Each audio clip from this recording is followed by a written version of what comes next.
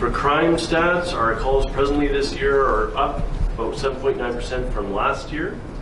We're seeing those increases mostly in low-level theft or mostly shoplifting, as well as an increase in public disorder and intoxication calls downtown.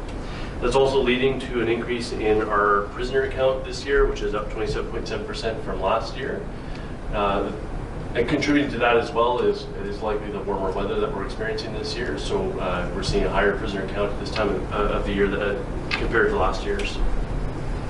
Some of the notable files that we took this year, October 16th, we responded to a call of a male in possession of a firearm and ammunition at a business here in Selkirk, or pardon me, in Thompson on Selkirk Avenue. Those males were attempting to board a bus, and they were seen with some bags that were about to be searched, and during that search the employees found a loaded magazine, and they also viewed a handgun in the possession of one of the males. Those males fled that scene. Our officers actually were on the way the next day or later that day. We're on the way to Winnipeg for training and noted a vehicle that was matching the description, and they forwarded that down to our traffic services unit, which picked that vehicle up in the area of Woodlands.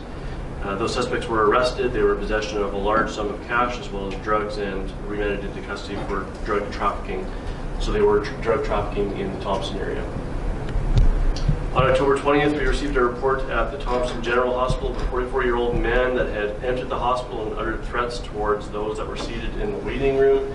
He had actually used his phone to take photos of everyone and then told them that he was going to shoot them or that he was going to come back with a gun. By the time we arrived at the hospital, he had already left. However, we did track him down to his home where he was arrested. He did not have a gun in his possession or in his home. He was charged for uttering threats, and he was released from custody with conditions.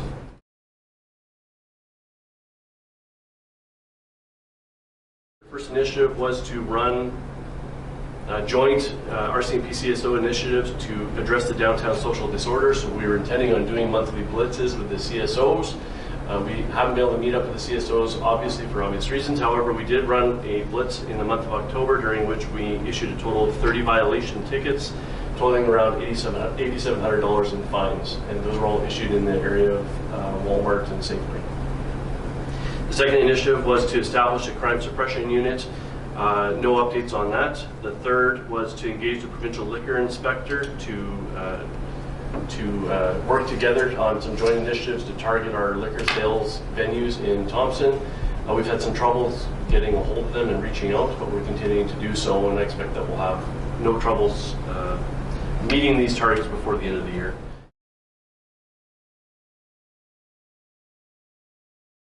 The crime suppression unit isn't something that's off the table. We're moving into our budget season, and now with the new provincial government, we've just actually as a council started working on our lobby efforts and going through the mandate letters from the Premier, including the ones to the Minister of Justice. So we're still in those discussions and looking for funding partners also to help along with that. So that's not something that's not on our table still.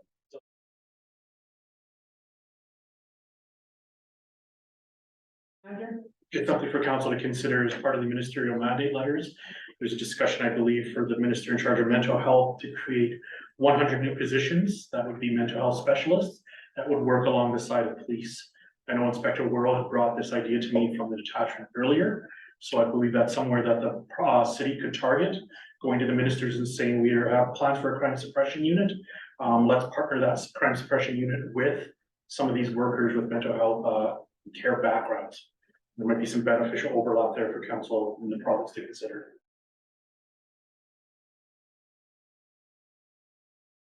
So I've had a few meetings with Lorraine LaRock, she's the Executive Director for Northern Health Regional Authority, and I did make a recommendation that we try a pilot project up here to pair health professionals with RCMP officers to address the downtown social disorder. So she was open to that idea, and I did provide her a business case from BC that I was involved in that had the same type of project, which was successful in that area.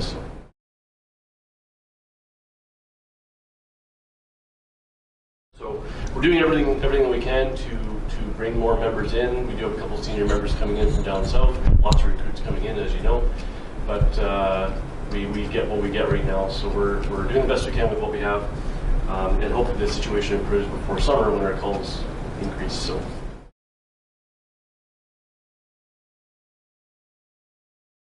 Our police community relations unit right now is staffed, or was staffed, by 2 members. So we had Constable Rob Cleveland in there, as well as Sandy Dybert.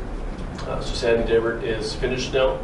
Her last official day of the detachment is December 15th, and so she's on holidays right now, burning up some vacation time until her last day, until she retires.